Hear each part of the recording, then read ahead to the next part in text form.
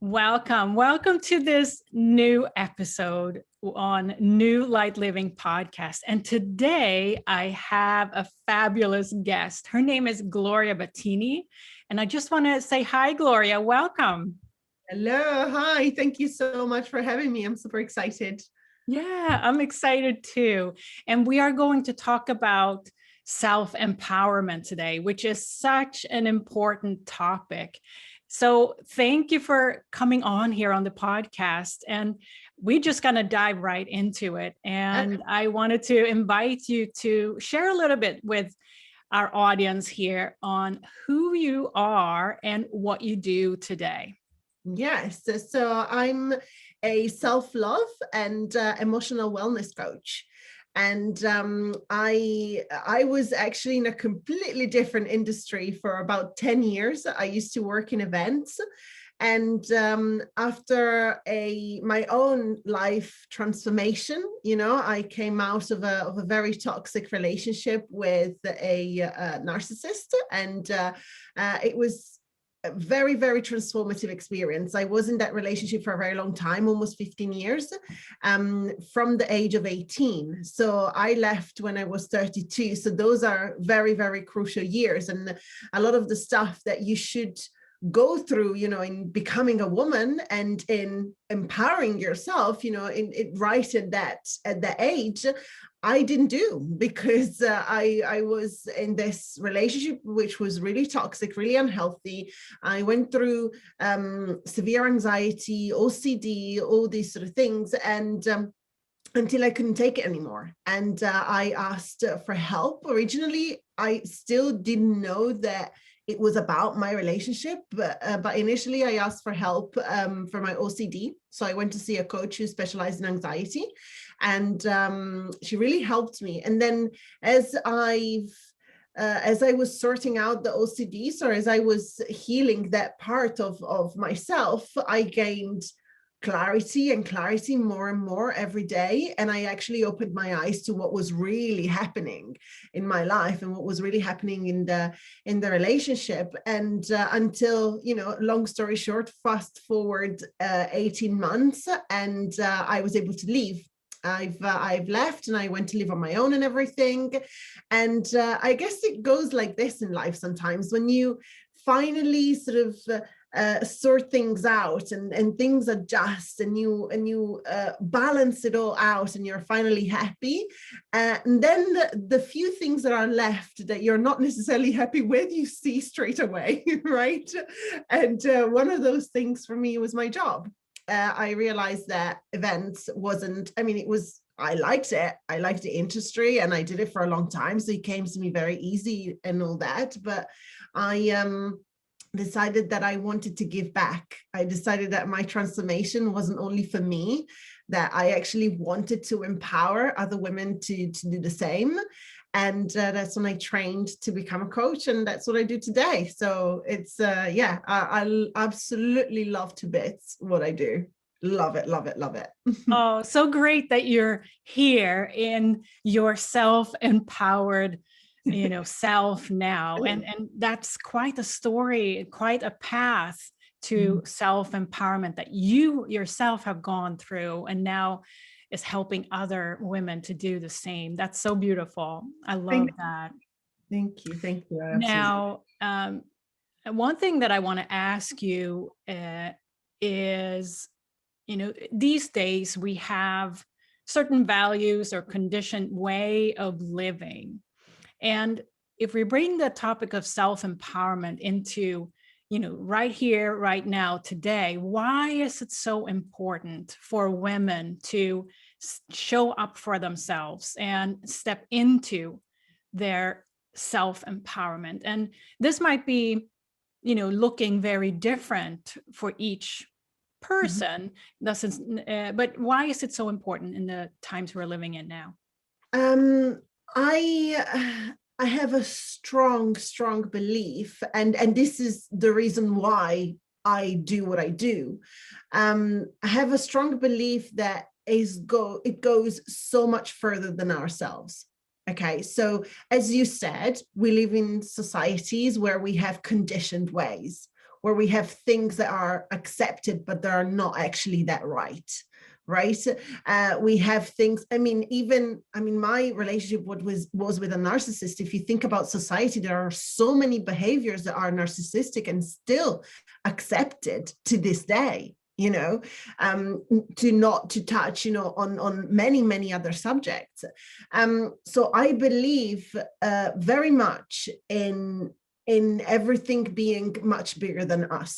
So the reason why I do it is because ultimately, if I see out there something that I don't like and something that I don't think it's right, I believe I have to start from me so that somebody else sees what I am doing, and then they are inspired to do something else. So I think this is the very core of the whole conversation, right? I think this is the very deep meaning of it, is the fact that you do not know, but you can have a conversation today with somebody and influence somebody else across the world to change their lives. So do not ever think that it's just about what you are living. It is not. It's so much bigger than that. And it's literally a butterfly effect. And that's exactly why I do it, because I find, like you said at the beginning, I find so many things that are not right. And there is a way to change that, and that's to take charge and literally step into your power, because we are inspired by people every single day, but we don't have to be celebrities or anything like that in order to inspire people, I think, and we can do that in our everyday life by working on ourselves. Yes. No, that's so, it's this, that's so beautiful, because we all are an inspiration to others. And I think, as you mentioned earlier, in the past, there was this glorification of celebrities, but now it's turning into we're all in our power to show what's right and to be an inspiration for those who are on the path to claim themselves. Yeah, I love that. And more we have that need to kind of, what is it really that is I want to improve, or there's an opportunity for improvement in our lives. And we're all mirrors of each other in a way. So Yeah. and for you, I think one thing that you said earlier was you really picked up on things that you felt were not right. How did you come to that conclusion, for yourself after such a long time?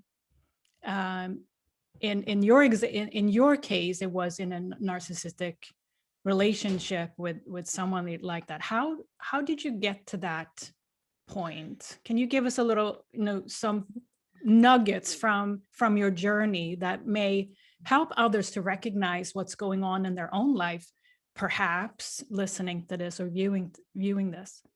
Yeah, the thing that I experienced the most was gaslighting.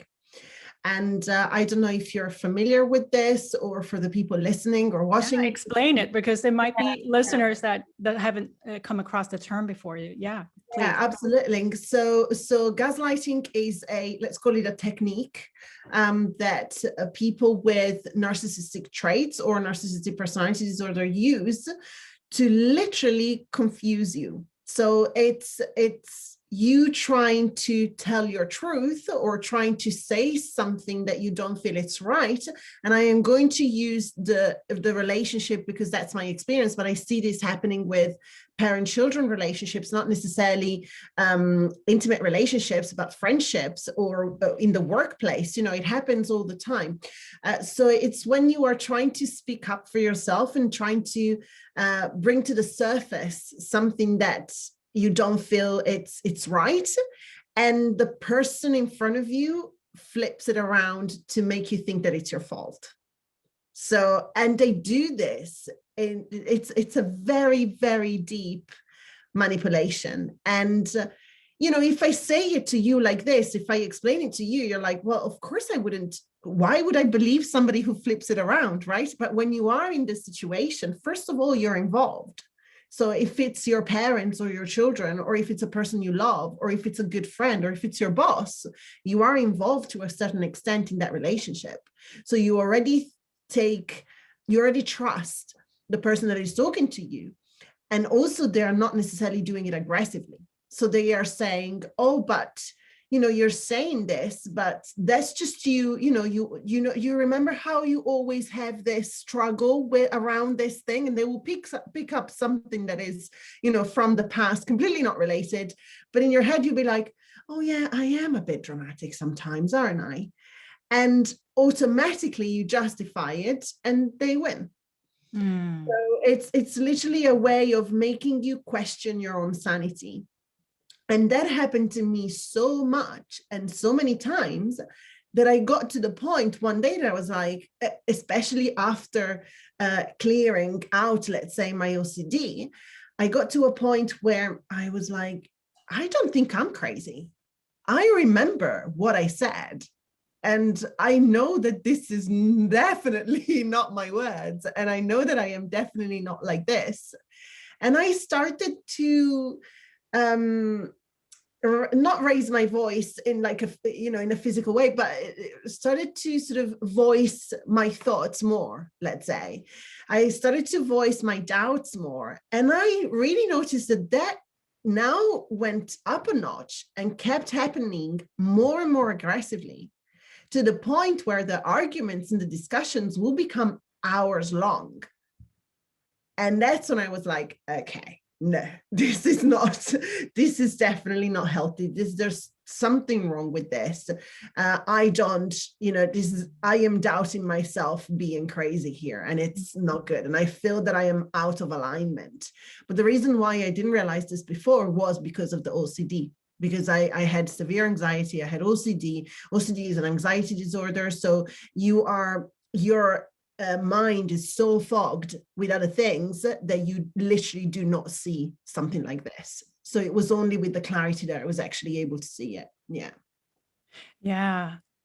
And it sounds like it really is this experience of starting to believe yourself rather than what others or somebody else is telling you the situation is. So that's so powerful to be able to, maybe even for the first time, starting to believe what you're feeling and stand up for that. That's yeah. And I'm 100% sure that someone listening to this or watching this today have gone through or is going through something similar. So thank you for giving such a beautiful example, because we hear all these terms, right? But sometimes we don't know how subtle it can be going on in our own life. So thank you for, bringing it to light. Thank you for letting me. Thank you.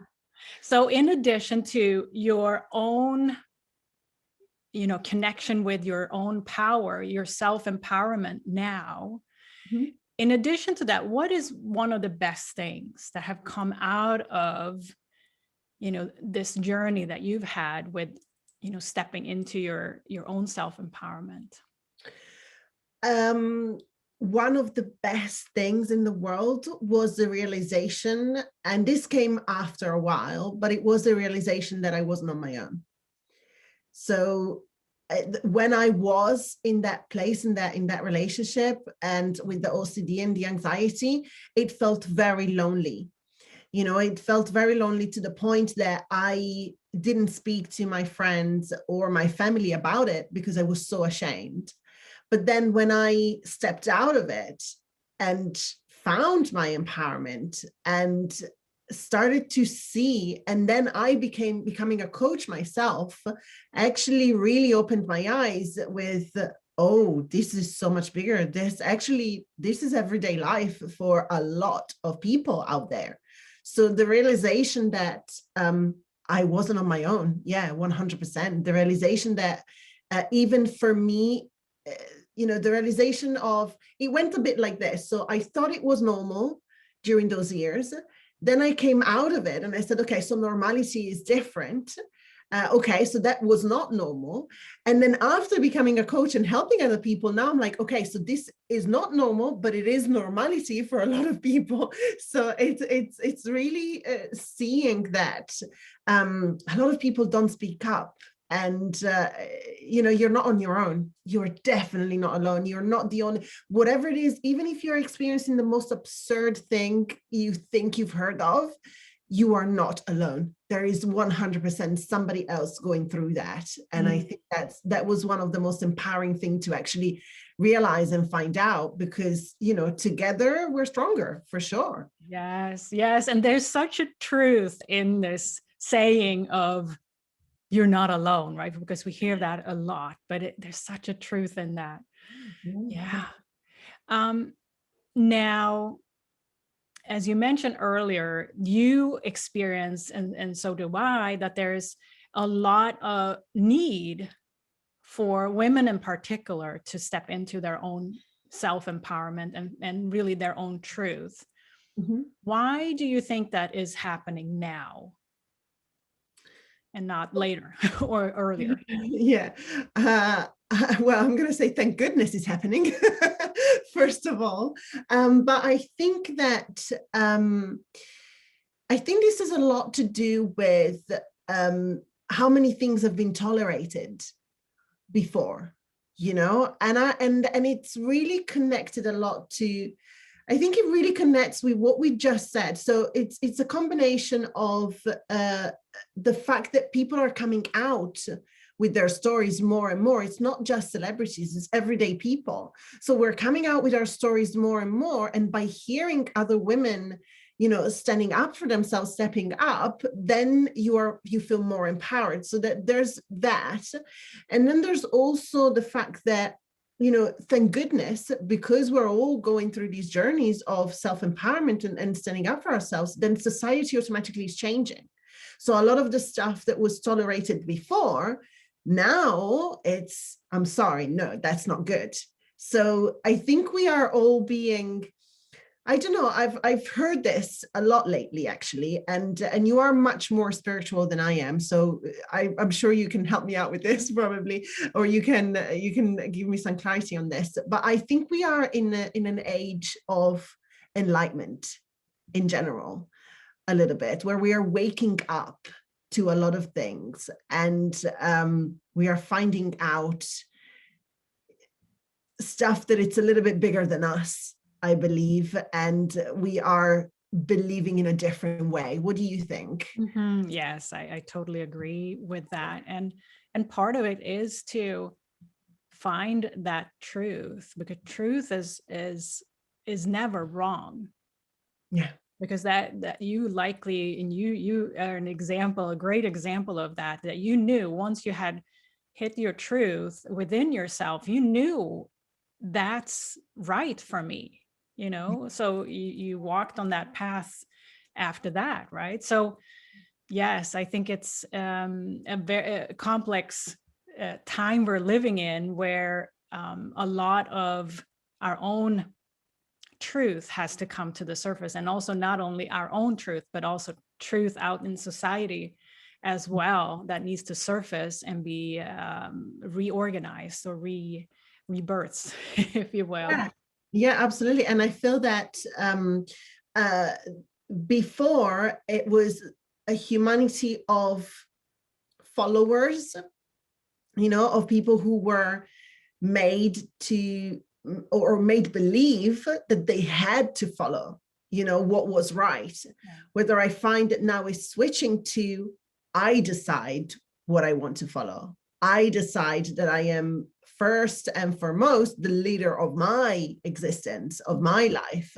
And then I decide which one is the right path for me. Whether before, I think it was more dictated what was considered right or wrong. I think that's the main difference. Yeah, that's beautiful. So now on your journey, can you give our listeners and viewers some, resources or practices that have helped you on your journey? What would that be for you? Yes, for me, one of the things that was well, two things. I mean, coaching for me was, eye-opening in so many ways, and really was the key to my self-empowerment, for sure. Coaching is a very, very powerful practice. And compared to other, practices out there, the client is put in the driver's seat. So I am not telling, we are not the coach, or me or whoever, whatever coach, they are not telling what to do. They're not giving advice, but they are asking the right questions in order for you to come up with your own truth, which makes it super, super powerful. So definitely coaching for me was everything, but I actually did something that I believe I did subconsciously. I don't think that I did. I don't remember wanting to do this for this specific purpose, but when everything was too much, I felt called to just cut out a little bit of time for myself. And when I was younger, I used to read a lot. I was constantly in books, reading different books, but since a very young age. And then growing up, I just sort of, got busy and, I studied okay and everything, but I never read for pleasure anymore. So I think that me finding it all a bit too much, I found really pushed towards reading again.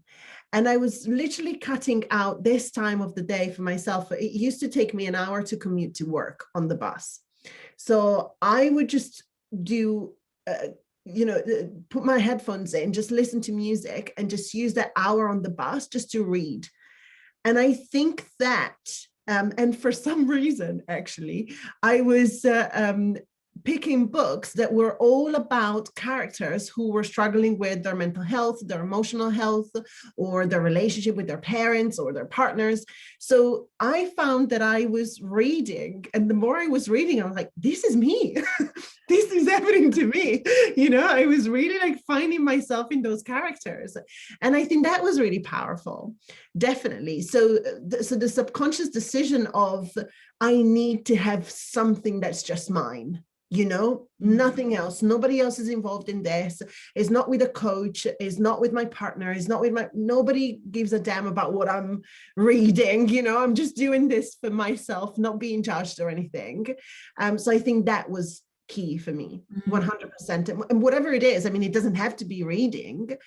So what I'm trying to say is that cutting out a little bit of time that is just yours. Yes. To do whatever it is that brings you joy, even if it's an hour a day, whatever that is, and I think that plays a huge role in your self-empowerment for sure. Totally. Yeah. It's such a beautiful link too, because it's almost like you were showing yourself that you need to claim back a space and time that is only yours, that you're responsible for, if you will, and can choose. So yeah, that power of starting to make decisions for ourselves little by little, and stand up for it. Right. And it could be small things, as you say, and that's often the most powerful sometimes, when we can step into a space that is only ours, and nobody else needs to either know about that time frame. Absolutely. So you don't even have to announce it to anyone. Just do whatever you want with your time. It's just yours. And I think it really helps, not only to reflect, but also it helps rebuild that relationship with yourself, because we're all born confident, abundant, we're all born like that. So it's whatever we encounter on our path when we grow up that sort of takes those things away, right? So it's rebuilding whatever you pick, whatever you decide to do. It's about rebuilding that relationship, with yourself, with your true self when you were born, because you were born amazing. Literally, like, no faults, nothing, no overthinking, nothing like that. So beautiful. Yeah. And this might be obvious now. Like if somebody is listening or watching this today and feel that this is me, like I resonate with this, with you and your story. And what would you say would be some of your top 3 recommendations if somebody wants to kind of really feel that urge to take a step forward towards their self-empowerment, what would you say to that person if they were right in front of you? Yes. So, well, I would say, first of all, pick something that brings you joy. So whatever kind of help you decide to get, I believe that there is no one size fits all, and I believe that you must do whatever you feel called to. Sometimes we go to the doctors and they decide for us, and they decide what it is the right thing that we should be doing. I would say, look inside. What does your gut say? Do you feel like you want to go down a spiritual path? Do you feel like you need to take up a sport in order? Because sports, it's a great therapy, by the way. It's amazing for mental health and everything. So do you feel like, what does your gut say? What do you feel moved towards? I would say, what calls your attention, first of all. I would also, if somebody is ready to start, I would also ask them to make a reflection on whether you want to do this on your own or in a group, because it can be very different and you must choose, again, what's right for you. So if somebody gives you an advice to something that is in a group setting, see how you feel, because it can be amazing for people and it can be a total disaster for others. So make your choice whether you want to be surrounded by other people going through the same, or you prefer just to, head down, I'm going to do this by myself and just do that. So have that consideration as well, for sure. And then talk. Don't be afraid to ask. Find a meaning in the story and making a choice to not be a victim, but to actually be empowered and say, okay, this happened to me. I'm not going to be defined by this. I'm actually choosing, I'm not going to be a victim. I'm going to be a survivor and I am going to move on. That's a choice that you make. It's very important that you know this, that is a choice that you make 100%. And it is with that choice of being a survivor and not a victim that you're always going to fall on your feet, no matter what. So always have that mentality of whatever it is that happened, give it a meaning that is bigger than you, basically. So these are the main things that I would say. Beautiful recommendations. And thank you. And also on this path, it sounds like that it is really the choice of listening to your own truth, and maybe for the first time ever, for some, that makes that difference, because and that could be life-changing. Yeah, absolutely, 100%. So I want to, before we wrap this interview, I would love to let everybody know, where can they connect with you and find you? Yes, so I hang out a lot on Instagram. So you can find me. My handle is at Coach Gloria B. And I talk to a lot of people every single day via DM. I get sent so many questions, and I actually love being able to support people this way. So whether you want to work with me or not, and if you just want to have a chat, please feel free. This is what we're there for, so you can find me there. I also have a small community of survivors as well. So that's something that I do with a small group of people. It is not always open. I keep my people very protected. So anyone who wants to join, I always want to have a chat with them first and see at what stage they are, and because I want to make sure that everybody who is in there feels comfortable, but also the person is going to feel comfortable as well joining. So, but I do have a small group of survivors as well. So yes, so Instagram is my main place. I also have a website, which is the selfmasterycoach.co.uk, and you can find everything that I do there as well. And there's also some stuff that you can download for free as well if you want to go have a look. So yeah, so there's these are my places, but Instagram is my number one. Awesome. Everybody go and chat with Gloria on Instagram. She's awesome. And before we end here today, I'd love to ask you a personal question. And that is, what do you live by, Gloria? Yes. What do I live by? I live by a lot of things, but I ultimately I live by lead by example. That is the number one thing. And whether it's to do with behavior or self-love or putting yourself first, I this is what I help women do. Literally, like, step into their power and learn to put themselves first. So we have to lead by example. If you don't put yourself first, you are not going to be able to transmit that change, to show that change. So definitely lead by example. That's my number one rule. Always, all the time, lead by example.